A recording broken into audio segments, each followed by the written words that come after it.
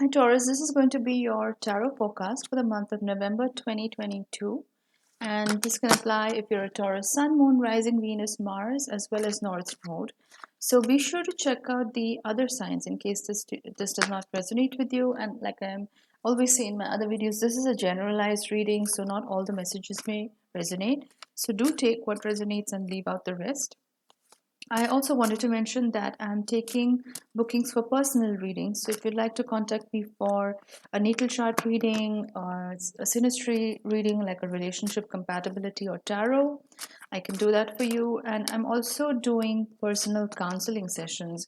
So this is more personalized. This is like a custom one-on-one in-depth session where if you're facing any particular challenge in your life, then we highlight that and we really look at the root cause and try to find solutions to it. And the solutions I give you are usually very practical things that you can implement every day to really get to the bottom of things.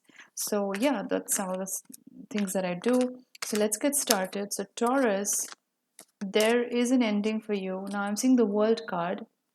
So, let me just go through the cards that I'm getting for you. The first one is the World card in the reverse. Excuse me. Second one is the King of Wands. The third one is the Four of Pentacles.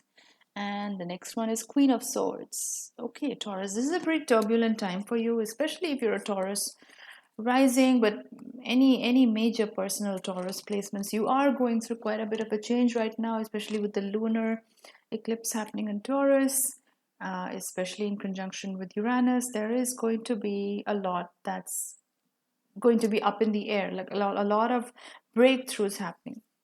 But let's look at what the cards show. So the World card in reverse. Now, usually the World represents an ending. It's like a clean ending and a brand new cycle beginning. But something tells me that because this is coming up as a reversal, there is some kind of unfinished business. So it may have felt like an ending, but it's not really, because there's still something to be deciphered there, or there's still something that you need to go back and work on, or maybe analyze, or like have a conversation with somebody. Something ended, and it may have been pretty abrupt, and you may have left scratching your head wondering what exactly happened. But there is something about that situation where you need to go and clear things up with the person, because there is a lesson in that for you. There is a reason why that ended, but it doesn't feel like an ending. It feels like something that you still need to figure out, because there is still more conversation to be had around that. Now, does that mean, like, if this was a person that ended things with you, or you ended things with, does that mean that you go back to that person? No, it just means that maybe there is another conversation that needs to be had, uh, to uncover a deeper layer, something that you may not have seen before, or maybe you had a perception about the situation or the person, which may not have been the most accurate perception. So, yeah, it's about having another round of conversations.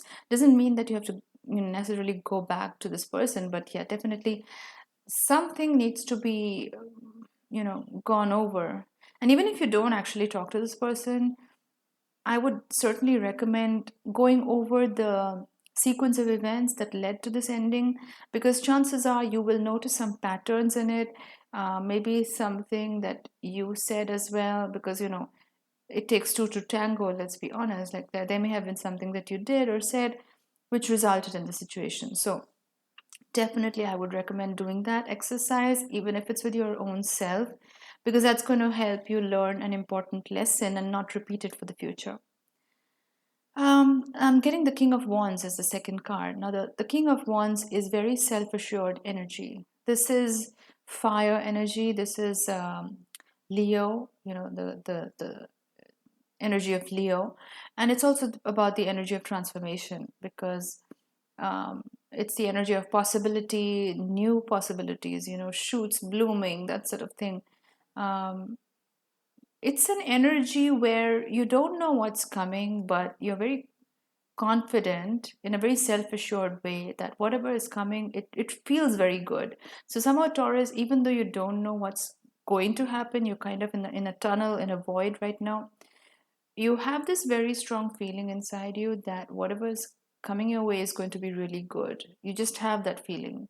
And law of attraction states that whatever we feel, we attract. So it's about remaining in that feeling, because you instinctively know or have this knowingness that whatever is approaching you is going to be really good. You just feel it coming, and you can feel that this is a very transformative time for you.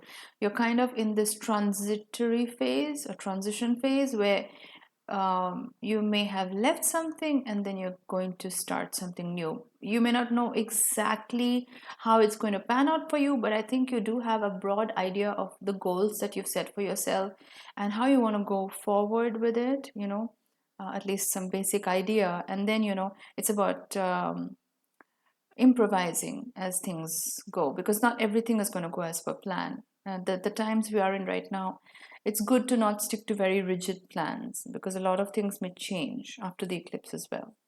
The next card that I'm getting is the Four of Pentacles. Somehow I'm getting this energy of frugality, this fear-based association with wealth, especially because it's a Pentacles card.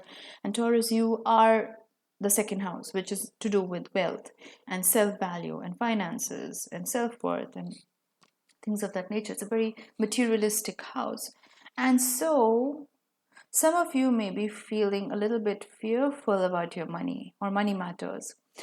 It may not be that, but I catch this energy of like this fear-based response to something, or you're in this fear-based zone right now when it comes to your money and finances, which is leading you to make some tough choices when it comes to budgeting, or when it comes to how you spend your money. Maybe you're looking at where you spend your money in the month or in the year, and seeing where you can exactly cut down expenses. Like this could be actually a really good thing for you, because you may have done this in the past, where you may have spent on things and then now you're suddenly having like this epiphany, or like this moment where you're like, what, I've spent over the last 12 months, I've been spending on XYZ, and I realized that it's not even that important, and it could be replaced with something totally different, and maybe that's actually much more cost effective, something like that, where you're kind of replacing something with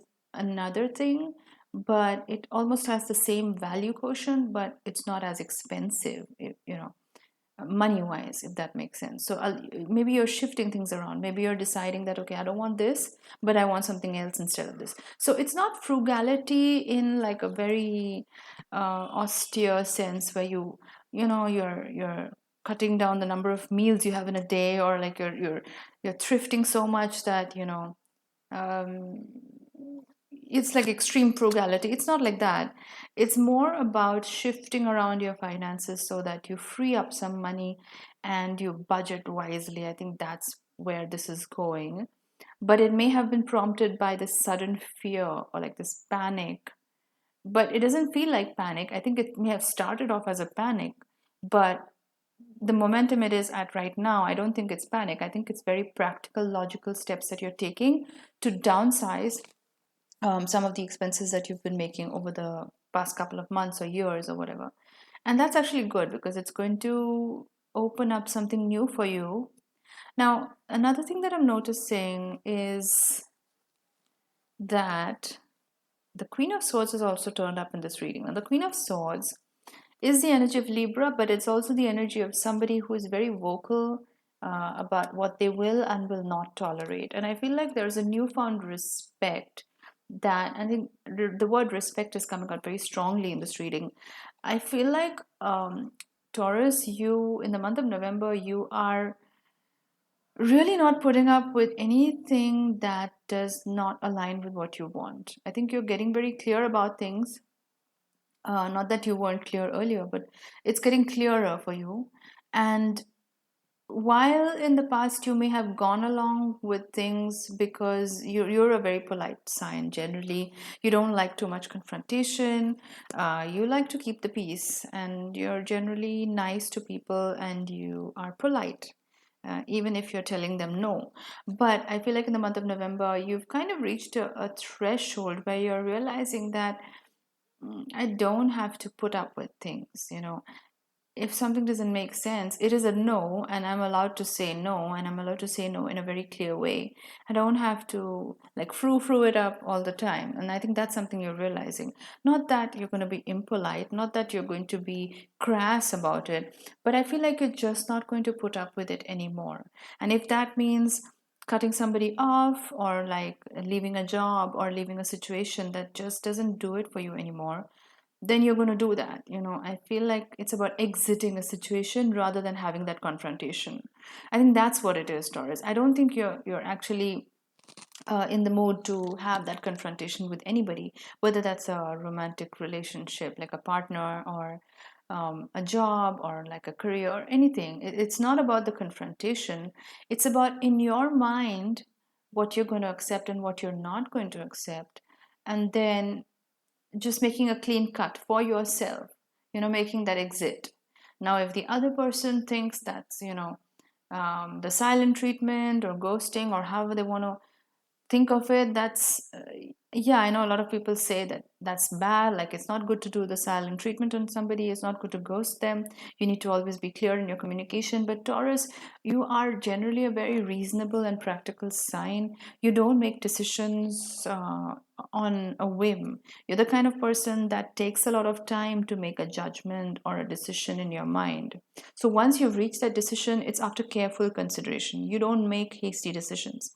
So if you have realized that you've basically reached the boiling point or the threshold, and you're not going to put up with something anymore, then it's not about the confrontation anymore. It's just you telling yourself in your mind that, you know what, I'm done, and this is where it ends, and I bid you farewell, adios, whatever.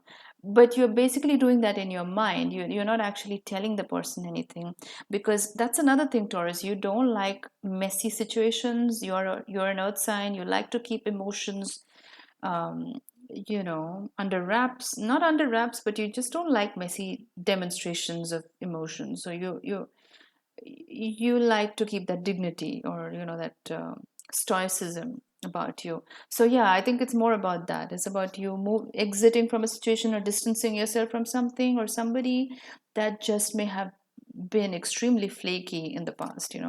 So I think that's a great thing for you, Taurus, because setting new standards is basically what it's about. You're not going to tolerate a lot of the things that you may have in the past. Wow. And I'm getting the death card as your overall energy. Yeah, so definitely something has ended, like especially with the world card in the reverse and now death card coming up. There is something new that is turning up for you, but something has to die for the new thing to get birthed. And this is basically a new version of you that's emerging. This is you having to relinquish a lot of your old self and come into your own. And the eclipse is actually going to bring that out of you. And it's going to be pretty sudden and very jolting, because that's how Uranus operates. But it's going to be amazing, because on the other side of the eclipse, like after the 8th of November, you're going to start noticing a lot of new things about yourself, like the way you react to situations, or the way you responded to a person or situation. Those things are just going to fall off. And I feel like there's this dividing line almost between pre-eclipse and post-eclipse. I don't know, I'm just getting that energy, where a lot of the things that um, were bothering you before the eclipse, or right up to the eclipse, is not going to matter anymore after the eclipse. Like they're just going to fall away. So basically, they're not meant to be carried forward. It's almost like stepping into a new timeline, if you will. And a lot of those old things are just not going to be able to walk with you in this new path. You are a whole new person now. You're becoming a whole new person. You have new goals, new priorities, new standards, new approach to your finances, and something new is coming your way. You already feel it. Like you feel it in your bones, and it's something really good, and you already know it. So whatever's falling away, just let it fall away. Like don't fight it. I know, Taurus, you're the kind of person that doesn't like to get rid of relationships, and you can stay in a bad relationship even when it's really awful.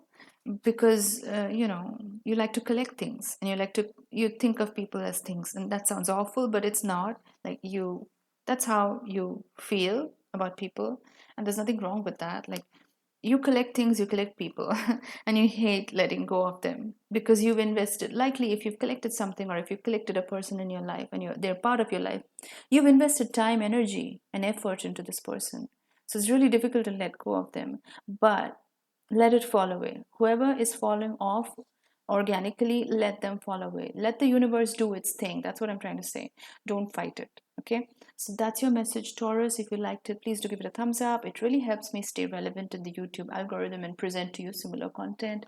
And if you'd like to book a reading, I'm always available on Facebook and email. You can drop me a message and I'll get back to you soon. Thanks a lot for watching. Bye bye.